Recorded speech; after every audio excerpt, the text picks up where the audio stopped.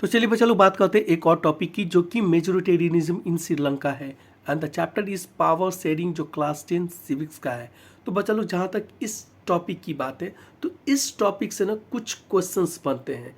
अगर मैं इन सारे क्वेश्चंस को बोलूँ कि अगर आप अच्छे से कवर कर लेते हो, यानी कि आप अपने आप को संतुलित पाते हो, अपने आप को ऐसा फील करते हो कि इन सारे क्वेश्चंस को आप अच्छे से हैंडल कर सकते हैं, तो आप समझ लीजिए कि ये जो पर्टिकुलर जो टॉपिक है ना वो आपके कंट्रोल में है।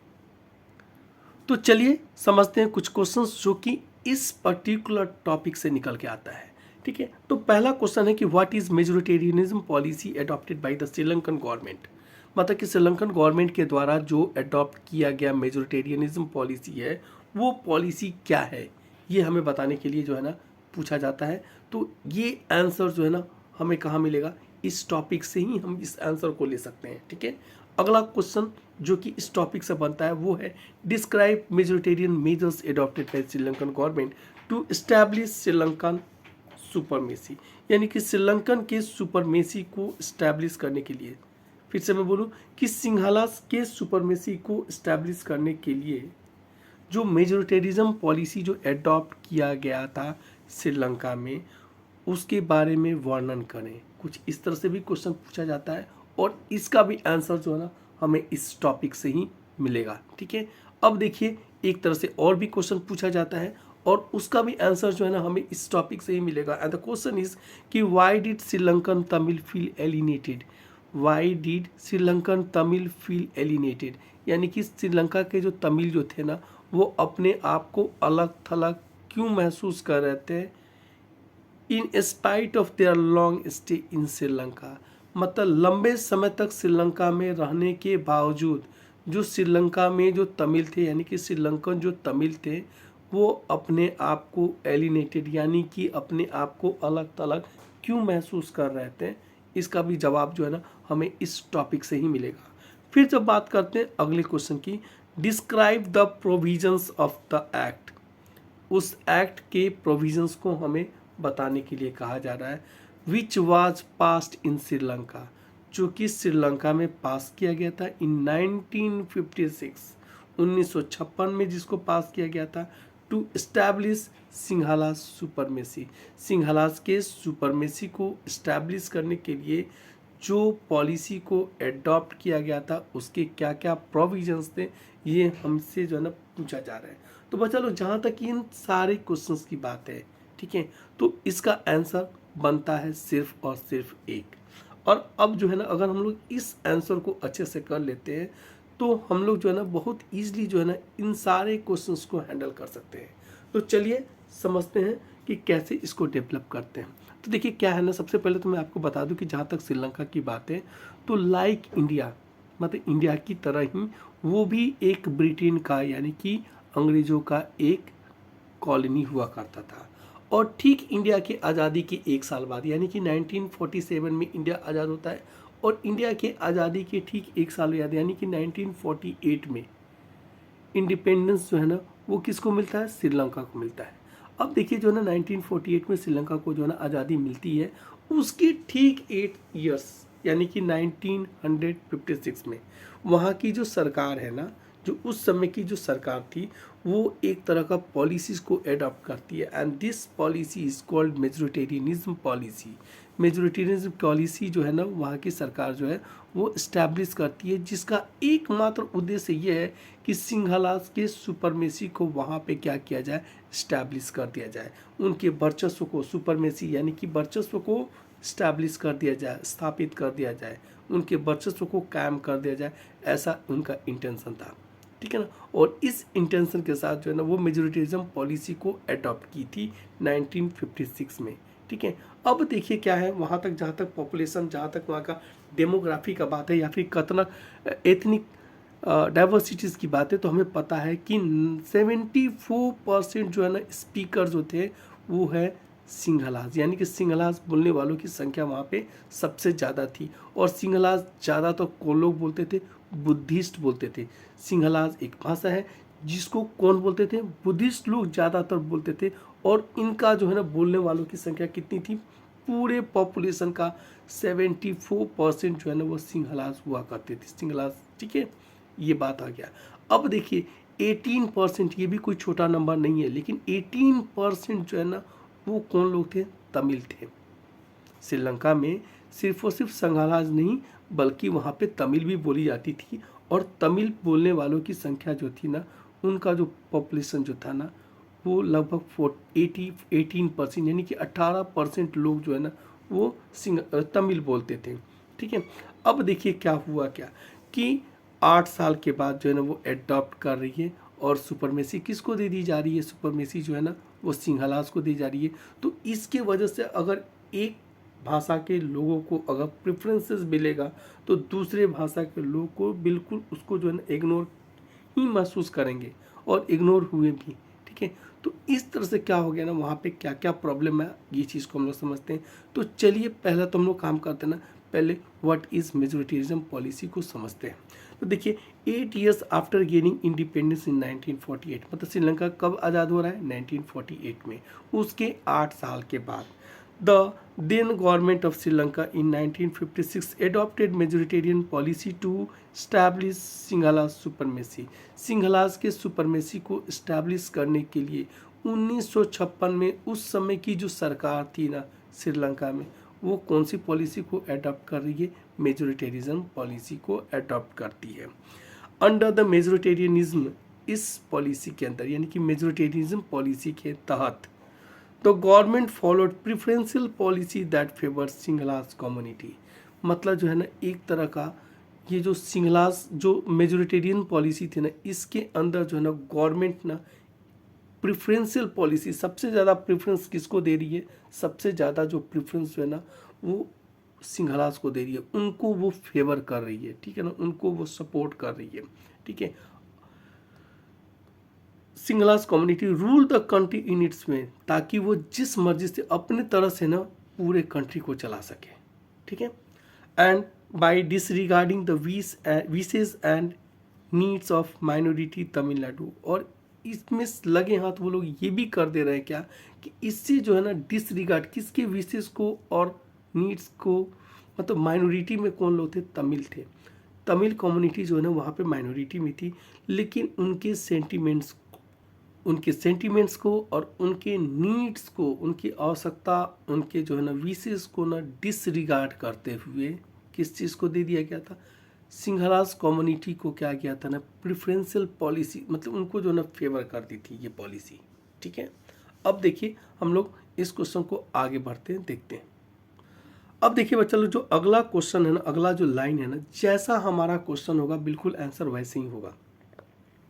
जैसे कि अगर ये क्वेश्चन है कि majoritarianism policy describe majoritarian policy majoritarian measures adopted by the Sri Lankan government to establish Sinhalas supremacy, तो इसको हम लोग लिख सकते हैं क्या? क्वेश्चन से लेंगे the majoritarian measures adopted by the Sri Lankan government to establish Sinhalas supremacy can be understood from below mention fact. अगर ये क्वेश्चन है तो हम लोग इसको इस तरह से लिखेंगे, यहाँ पे एक लाइन को ऐड करेंगे। सेकेंड, अगर इस तरह से क्वेश्चन है कि why did Sri Lankan Tamil feel alienated in spite of their long stay in Sri Lanka, तो इसको कुछ इस तरह से लिखेंगे कि Sri Lankan Tamil felt alienated in spite of their long stay in Sri Lanka in the country for more reasons than one, या इस तरह से इसको जो है हम लोग लिख सकते हैं एंड दे आर। फिर लिखेंगे वो कैसे है। देखिए पहला हम लोग पहला जो है ना पॉइंट पे आते हैं, और ये अब जो पॉइंट्स हम लोग बात करेंगे ना वो प्रोविजन से, यानी कि मेजोरिटेरिज्म पॉलिसी में क्या क्या पॉइंट्स थे, क्या क्या चीज़ें थी, क्या क्या उसके प्रोविजंस थे, उसके बारे में अब हम लोग बात करेंगे। तो पहला क्या है, इन 1956 1956 में an act was pass to recognise Sinhalas as only official language disregarding sentiments of minority Tamil. मतलब कि 1956 में ना एक एक्ट को पास किया गया, और इसके तहत सिंहलाज को ना क्या बना दिया गया, ओनली ऑफिशियल लैंग्वेज, एकमात्र ऑफिशियल लैंग्वेज बना दिया गया था, disregarding the sentiments of minority Tamil. और इससे जो है ना डिसरिगार्ड, किसके सेंटिमेंट्स को धक्का मिला, किसके सेंटिमेंट्स को आघात पहुंचा, किसके सेंटिमेंट्स को डिसरिस्पेक्ट किया, वो था माइनॉरिटी तमिल, जो कि माइनॉरिटीज़ में थे, यानी कि अल्पसंख्या में थे। वहाँ पे उनको जो है ना आघात पहुँचा, मतलब उनके इंटरेस्ट को बिल्कुल भी इग्नोर कर दिया गया, उनके सेंटिमेंट्स को, उनके भावनाओं को बिल्कुल भी सम्मान नहीं किया गया। ठीक है, अब देखिए इसका सेकेंड पॉइंट क्या है। The government followed preferential policies that favour Sinhalas applicants for university position and government job. अब दूसरा पॉइंट क्या निकल के आ रहा है, दूसरा पॉइंट कुछ इस तरह से निकल आ रहा है कि इसके अंदर जो है ना, मतलब इस पॉलिसी के अंदर एक और प्रोविज़न ये था कि इसमें जो है ना प्रेफरेंसेस जो है ना, मतलब प्रायोरिटीज़ जो है, या फिर बोले कि जो प्राथमिकता किसको दिए जाने लगा था, वो सिंगलास एप्लीकेंट्स को। जब भी कोई यूनिवर्सिटीज़ में, यानी कि यूनिवर्सिटीज़ में अगर कोई पोजीशन, किसी कलर का पोजीशन हो, किसी प्रोफेसर का, किसी लेक्चरर का अगर पोजीशन खाली हो, रजिस्ट्रार का पोजीशन खाली हो, जो कि यूनिवर्सिटीज़ में होते हैं, तो उस तरह के पोजीशन पे किसका फीलिंग होता था, किनके कौन से एप्लीकेंट का बात जो है ना समझा जाता था, उनको प्रेफरेंसेस मिलता था, वो थे सिंगलास को ना प्रेफरेंसेस दिया जाना लगा। ठीक है, एंड इतना ही नहीं, गवर्नमेंट जॉब्स में यही बात होने लगी, यानी कि गवर्नमेंट जॉब और यूनिवर्सिटीज़ में जो पोजीशन थे ना, उनमें किनको नौकरियां मिलने लगी, वो किस नौकरियों में ना प्रेफरेंसेस किसको मिलने लगा, इस पॉलिसीज़ की वजह से वो थे सिंगलास को। और सिंगलास कौन लोग थे, सिंगलास भाषी जो है ना ज़्यादातर बुद्धिस्ट थे। ठीक है, तो उनको जो है ना इस तरह के जॉब में, यानी कि यूनिवर्सिटीज़ जॉब में और कौन से गवर्नमेंट जॉब में, उनको जो है ना प्रेफरेंसेस मिलने लगे। तो चलिए अब हम लोग बात करते हैं तीसरा जो प्रोविज़न जो है ना इसके अंदर बात क्या थी।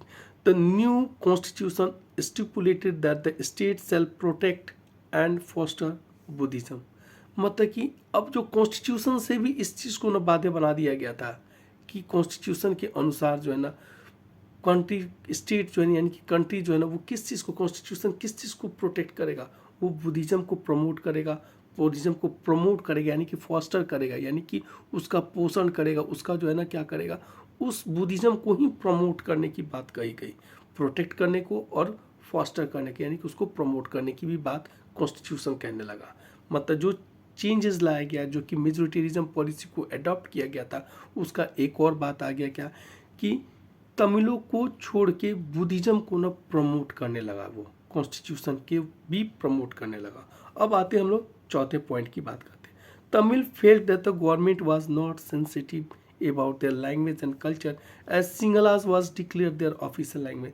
जैसा कि सिंगलास को, ठीक है ना, जैसा कि सिंगलास को वहाँ का ऑफिशियल लैंग्वेज डिक्लेयर कर दिया गया, तो इसका परिणाम कुछ इस तरह से आया कि तमिल जो है ना वो समझने लगे क्या, कि गवर्नमेंट जो है ना, वहाँ की गवर्नमेंट जो है ना, वो उनके कल्चर को लेके, उनके लैंग्वेज को लेके बिल्कुल भी सेंसिटिव नहीं है, बिल्कुल भी संवेदनशील नहीं है। ठीक है, और इन सारे प्रोविजंस, मतलब ये जो एडॉप्ट किया गया था, मेजोरिटेरिज्म की पॉलिसी को जो एडॉप्ट किया गया था, इसका जो रिजल्ट सामने आया वो कुछ इस तरह से है। एज अ रिजल्ट, इसको जो है ना हम लोग क्या कर सकते हैं, हम लोग इसको जो है ना कंक्लूजन में भी ले सकते हैं कि as a result the distrust between the two communities of Tamil and Buddhist, मतलब तमिल और बुद्धिस्ट जो दो कम्युनिटी जो श्रीलंका की थी, वहाँ पे क्या हो गया ना, snowballed into a major controversy and soon it turned into a civil war। इस दोनों कम्युनिटी के बीच में मिसडिस्ट्रस्ट तैयार हो गया, यानी कि एक तरह का अविश्वास का भावना बढ़ गया इन दोनों के बीच में, और एक मेजर कंट्रोवर्सी का भी रूप ले लिया। ठीक है ना, snowballed into a major controversy and soon it turned into a civil war। और इसके बाद जो है ना ये कंट्रोवर्सी तो बना ही, और लगे हाथ ये क्या हो गया ना, एक गृह युद्ध यानी कि सिविल वार का भी रूप ले लिया। ठीक है, आपस में तमिल और जो है ना बुद्धिस्ट आपस में लड़ने लगे। तो बच्चा लोग एक तरह से और भी क्वेश्चन बनता है जो कि इस टॉपिक से हम लोग कवर कर सकते हैं, और इस टॉपिक से हम लोग उसको जो है ना एक्सट्रैक्ट कर सकते हैं। And this question is explain the consequences of majoritarianism policy adopted by Sri Lankan government. जो श्रीलंकन गवर्नमेंट के द्वारा जो मेजोरिटेरिज्म पॉलिसी को एडॉप्ट किया गया था ना, उसके क्या क्या परिणाम निकल के आए, यानी कि उसका क्या क्या परिणाम था, क्या क्या उसके कॉन्सिक्वेंसेज थे, उसके बारे में हमें बताया जा रहा है कि हमें जो है ना उसको एक्सप्लेन करना है। तो इसका आंसर कुछ इस तरह से कर सकते हैं, the consequences of majoritarianism policy adopted by the Sri Lankan government were as follow.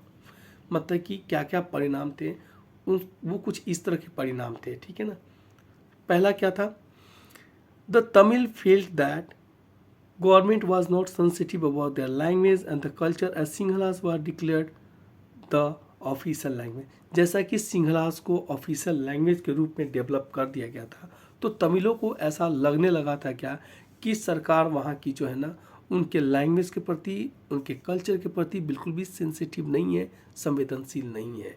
ये बात उनके दिमाग में अब बैठ चुका था। ठीक है, इसका ये परिणाम एक नतीजा निकल के आया।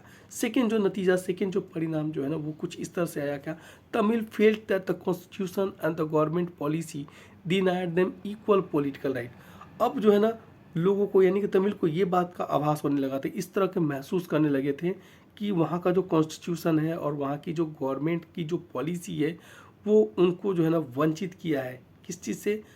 बराबर का पॉलिटिकल राइट्स नहीं दिया जा रहा उन्हें, यानी कि बराबर का पॉलिटिकल राइट्स उन्हें नहीं मिल रहा है। और ये बात जो है ना जिम्मेदारी जो है ना वो कॉन्स्टिट्यूशन पे डाल रहे हैं कि वहाँ का कॉन्स्टिट्यूशन और वहाँ की सरकार जो है ना उन्हें जो है ना बराबर का पॉलिटिकल राइट्स नहीं दे रही है। ठीक है, discriminated them in getting jobs, और उनके साथ जो है ना जॉब पाने में यानी कि नौकरी पाने में भी भेदभाव किया जा रहा है। एंड अदर अपॉर्चुनिटीज़, और दूसरे अपॉर्चुनिटीज़ में भी उनके साथ जो है ना भेदभाव हो रहा है। ठीक है, डिस्क्रिमिनेट मतलब भेदभाव।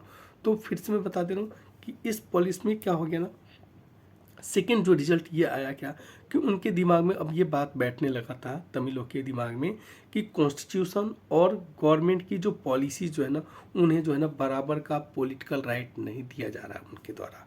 ठीक है, सेकेंड चीज़ कि डिस्क्रिमिनेशन, उनके साथ जो है ना भेदभाव हो रहा है, गवर्नमेंट को मतलब कि सर नौकरी पाने में उनके साथ जो है ना भेदभाव किया जा रहा है, और उनके साथ ना दूसरे अदर जो अपॉर्चुनिटीज़ है ना उसमें भी उनके साथ जो है ना भेदभाव हो रहा है।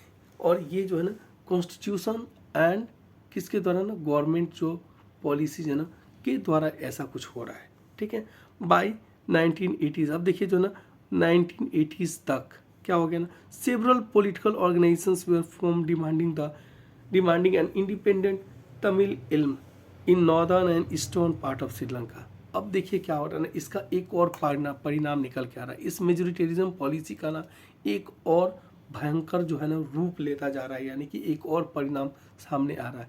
वो ये आ रहा है कि 1980 के दशक में यानी कि 1980s तक क्या हो गया ना, कई सारे पॉलिटिकल ऑर्गेनाइजेशंस फॉर्म हो गए और वो इस बात का डिमांड कर रहे थे क्या कि तमिल इल्म, एक इंडिपेंडेंट तमिल इल्म, मतलब कि एक आज़ाद, मतलब कि क्या होता है ना तमिल इल्म एक अलग तमिलों का ना एक स्टेट बना दिया जाए, उसकी आज़ादी का डिमांड जो है ना आने लगा। और इस तरह के पॉलिटिकल पार्टी कहाँ उभर रहे थे, इस तरह के जो पॉलिटिकल पार्टी जो ना श्रीलंका के नॉर्दर्न साइड में और श्रीलंका के ईस्टर्न साइड में इस तरह की पॉलिटिकल पार्टी का फॉर्मेशन होना चालू हो गया। अब अगला जो है ना वो कुछ इस तरह क्या कि the distrust between the two communities of Tamil and Buddhist snowballed into a major controversy. मतलब क्या हो गया ना, जो ये जो अविश्वास का भावना जो दो कम्युनिटी के बीच में जो आ गया था ना वो एक मेजर कंट्रोवर्सी का भी रूप ले लिया था। ठीक है, and soon it turn into a civil war, और इसके बाद जो है ना तुरंत बाद ये क्या हो गया ना एक सिविल वार, यानी कि बुद्धिस्ट और क्या हो गया तमिल जो है ना आपस में, बुद्धिस्ट और तमिल आपस में लड़ने लगे। थैंक यू बच्चा लोग।